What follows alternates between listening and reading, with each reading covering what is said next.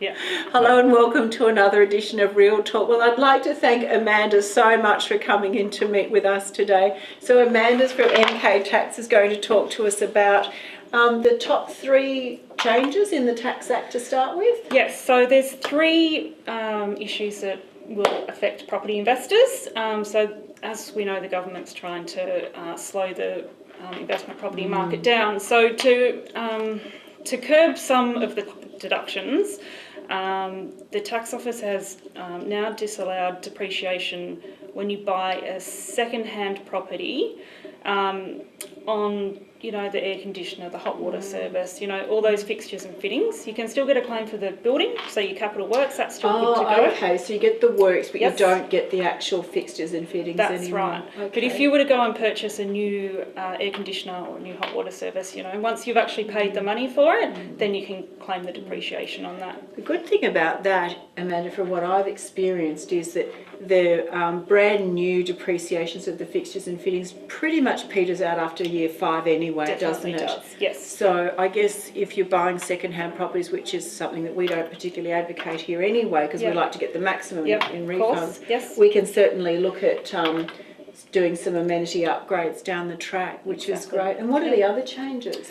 So a lot of people were trying to get away with claiming a lot of travel, so might not be terribly applicable if you've got a property, in your local state. But for those of you that are investing interstate, you can no longer get a deduction for the travel to and from. So no accommodation, no flights. You can't even get your motor vehicle claim if you were to travel out to... Bought Tassie at the wrong time, didn't I? Yeah, definitely.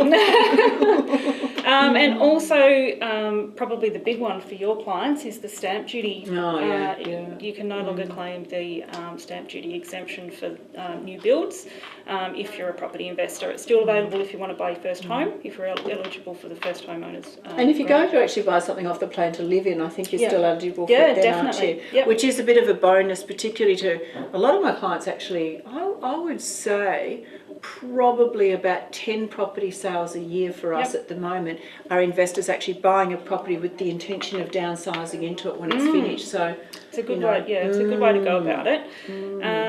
So they're the 3 main ones that would affect the property investors at the moment. Well, they're certainly going through the whole Tax Act at the moment. So tell me, Amanda, you do a lot of tax returns for a lot of people. What do you think the tips are for being really well organised? Okay, so if you've bought an investment property, during a financial year,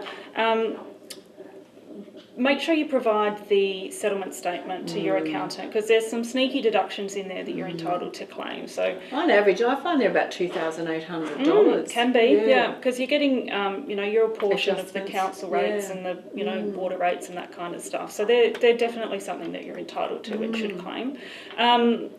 Your loan mortgage documents. So when you first get a loan, most people have a big one. Take out lender's mortgage insurance, which can be a pretty hefty cost. So you don't get a straight out deduction. They get amortised over 5 years, but it's definitely something that you should provide to your accountant. We don't actually have that much in LMI, but it's also, it's all the title searches and I think there's something in the order of about $2,500 in loan costs on the average investor loan, and that's not including lender's mortgage insurance. Yeah, that's right. The difficulty is clients get the letter from the bank and go, I've got the loan, good beauty, and then move on, and if they haven't got that piece of paper, there's no other record that it comes on. That's right. That's right. And another one is, try and keep your all your receipts and your property manager will provide you with an annual statement, which is great. But more often than not, you actually pay out for things that don't actually go through your property manager. So like your land tax. Like your land tax. That's exactly right. So Lynne had a great suggestion in her last blog. Which was to have, if you've got multiple investment properties, have a bank account for each property, and that way, if you do pay out, something for that property and you've lost the invoice, you've actually got some other form of substantiation. Even if you have to pay money into that account to pay money out, Correct. It's an absolute log. Yeah, that's right. All your expenses are captured in the one statement, so that's a handy little tip. And I really like it too, the way we encourage our clients to run Dropbox. Yes. You know, in fact, these days it's so easy because if you get your email, your bank statement on email, and you get your landlord statement on email, and I know with us you can actually go into the portal and look at every single invoice or every single cost that's ever come to you. With everything electronically, I just like to put it all into one location today. Yeah, and I can even share that file with you, and if you've got any questions you can go back in and have a look at it too. Yeah, so that's absolutely fantastic. So we've got a few clients that have, you know, we've got a joint Dropbox and it works fantastically. You know, if we've got any queries, we don't have to come to you straight away. We can check the original documents. So.